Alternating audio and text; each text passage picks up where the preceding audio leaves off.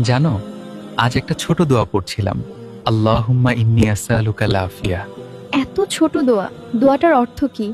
হে আল্লাহ, তোমার কাছে আমি নিরাপত্তা ও সুস্থতা কামনা করছি। আমি আপনার কাছে আফিয়া চাই।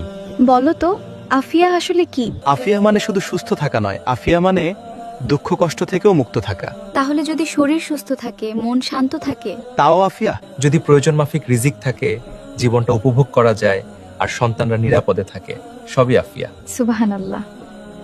মানে আমরা যখন এই দোয়া করি, আল্লাহর কাছে পুরো জীবনটাই চাইছি। দুনিয়া ও আখিরাতের সব কষ্ট, পরীক্ষা, ক্ষতি থেকে বাঁচার দোয়া, এটা দেখছি। এদের জন্যই তো রাসূল সাল্লাল্লাহু আলাইহি ওয়াসাল্লাম তার চাচা আব্বাস রাদিয়াল্লাহু তাআলা আনহুকে এই দোয়াটা পাঠ করতে বলেন।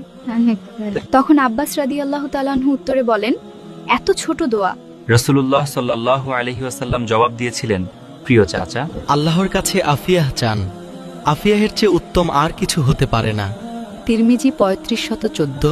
সুবহানাল্লাহ। আজ থেকে সব সময় আফিয়া পাঠ করব ইনশাআল্লাহ। اللهم إنا نسألك العافية. آمين.